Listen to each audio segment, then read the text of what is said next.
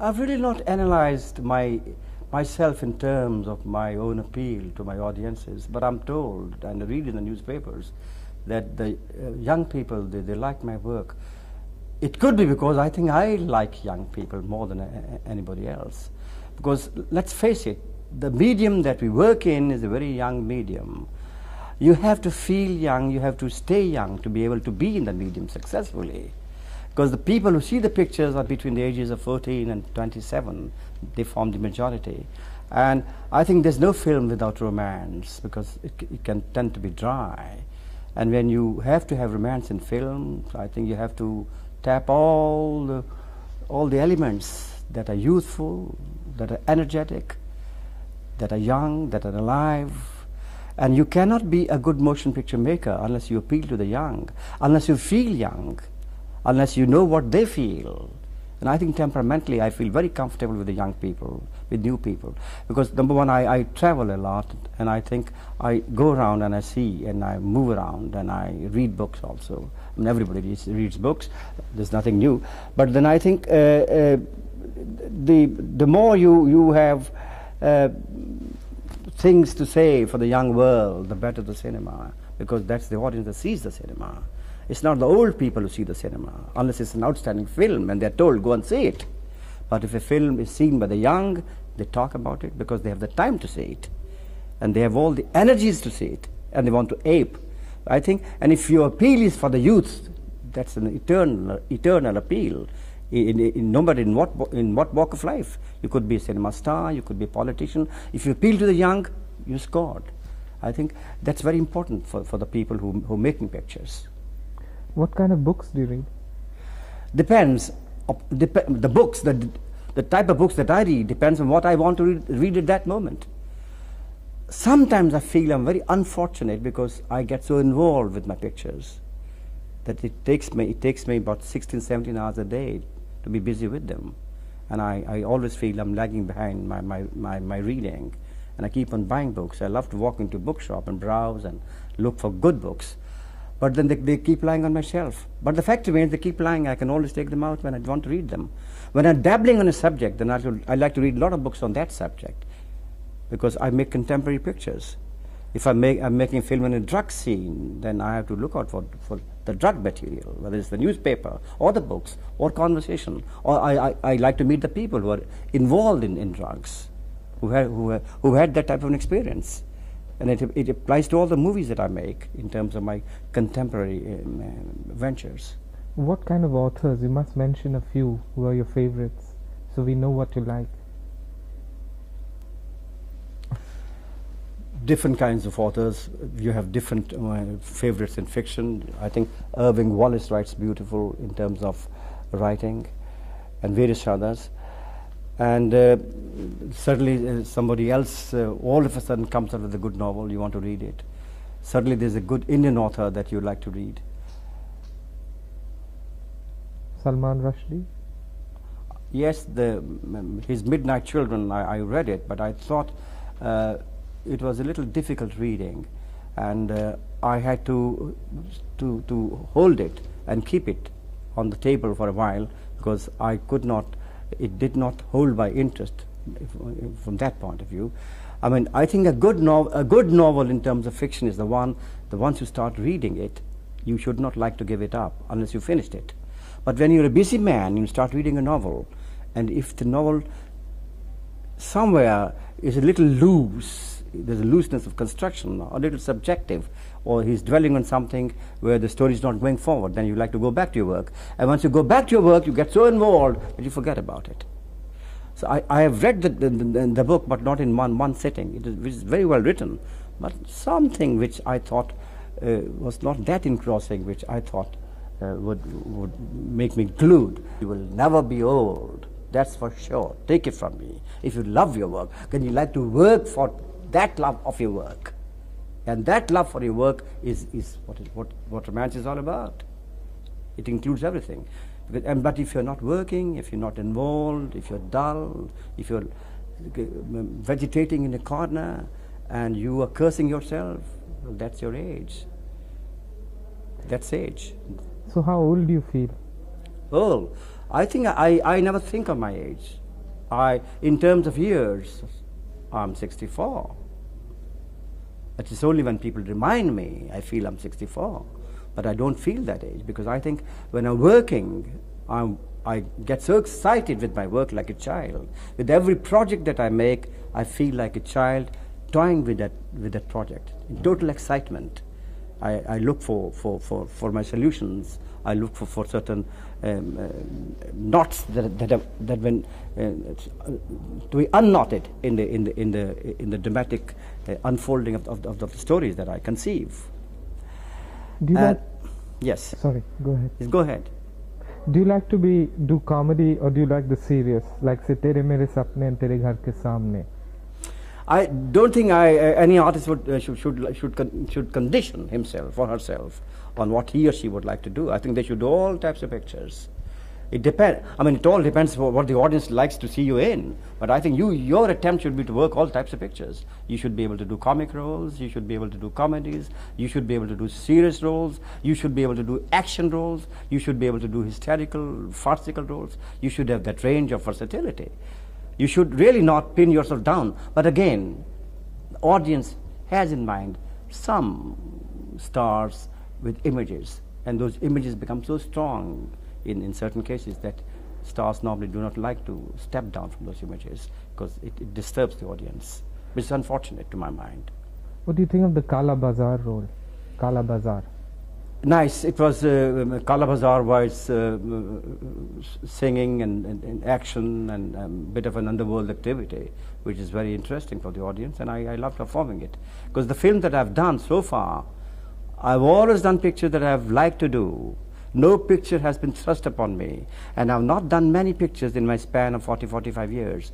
If the stars of today, in 40 years, they would have done 500 pictures, the way they don't refuse a picture.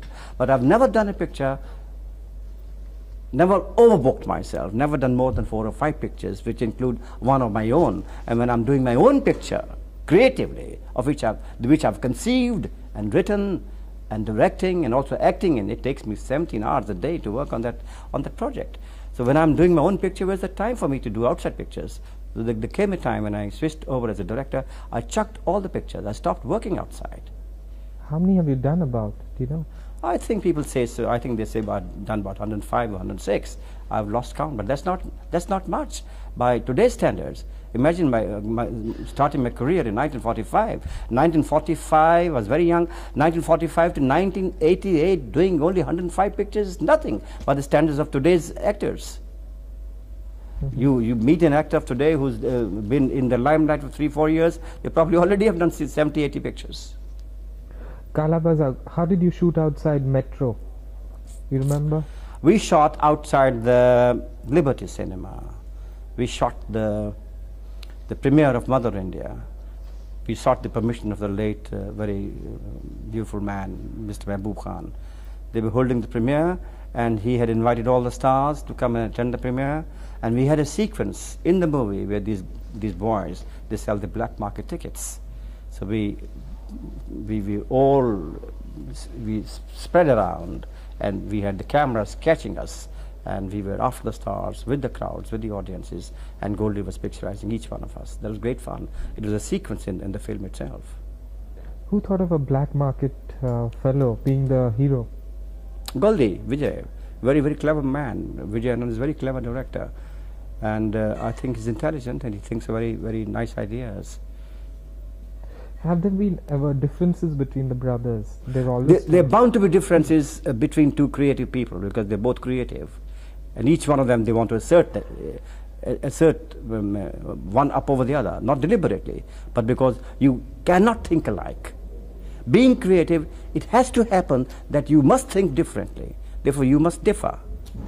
Now, if you differ, you can either be friends, retain your friendship, or you can agree to part. But have there been differences between the three, Chetan, you and Goldie? I'm sure there must have been differences. That's why we are not running one concern together. Chetan makes his own types of pictures, and Goldie plans his own type of pictures, and I make my own type of pictures. But the pictures that I want to make, if I invite them, then I have a big say in those pictures, because then I say, this is the subject, and I convince them, or they convince me. It's a matter of who convinces who. What kind of a discipline do you have in terms of diet, thinking, behavior? The discipline is again in the subconscious mind, because the very fact, I think if an actor is projecting, if a hero is projecting himself on the screen, and if he's the darling of the nation, I think it becomes his bounden duty to look good on the screen. He should not be just an eyesore for an audience with a fat belly and playing a police officer, or with 3 chins or 2 chins, or with lines on the neck. I think it's a beautiful, beautiful medium called cinema. You look for beauty on the screen, and beauty has to be planned, beauty has to be given to the world. I think that's why a little discipline on the part of actors is very important. I think you have to be an ascetic, you have to be a yogi to achieve something in life. Unless you're a yogi, you cannot be great, you cannot be an achiever. And it does not just necessarily apply to the movies, it applies to all the professions. Wherever you go, whatever you want to achieve in a big way, you have to sacrifice something for that achievement. That's important. Others give it up. You retire, you say, look, enough, I've achieved enough. Now I want to eat and drink and make merry and sleep. I've achieved, I'm looking back into my past. Well, that's okay. Then people talk of the past. But if you want to be in the present and in the limelight and in the show business and on the screen, I think you owe it to the world. You owe it to the audience. You owe it to yourself to look after yourself, so that at least you look good as much as is possible. You never feel like taking it easy? Easy? Oh, I take it easy sometimes. Even during my great moments of planning, I take it easy. The best work comes out of taking it easy. The more effortless you are in any creative work, the better it is. But if you mean relaxation, that's different. But I think everybody needs relaxation, but the relaxation cannot be for long. If you switch over from one thing to another, that means relaxation. I'm directing for 4 hours, suddenly I'm going back into my makeup room, and then I'm facing the camera, and I go back, then I'm reading a book. That's relaxation. Not much is known about your wife, Mona. I mean, she just disappeared. Well, you know about her. The whole world knows about her. Mona. Mona, I met on the sets of Bazi. We did 2 or 3 pictures together. We fell in love. We married each other. Then Mona was not very keen on acting, and she gave it up. Why wasn't she keen? Well, it varies from individual to individual. She hardly had done 3 or 4 pictures. She was not ingrained that much in the show business. And she said, I'd rather get married and not do any pictures. The only picture she did after marriage was Navketan. Then she had a baby. Her interest lay somewhere else. So these answers can only be given by the individual concerned. Because she was not that professional yet when she got married. And she had not done any outside pictures. Has she become a recluse? One doesn't see much of her. I think she has a lot of friends, and she has her own circle. Maybe she does not move into the movie circles. That's why it's not written about. What you read in the magazines is about the movies and the movie people, the movie magazines. And there are a lot of people who would like to be written about. She's one of those. But you've had a good marriage. Yes, well, evidently. We're still living together. We were happy. We have 2 kids who are very happy. What's Sunil like? Do you think he has what it takes?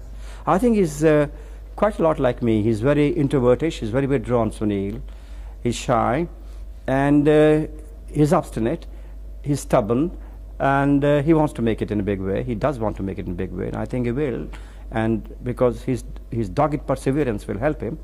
And his 2 films are awaiting release. One is the one made by Goldie for him, Main Tere Liye. One is a film that he shot in Chicago called Car Thief.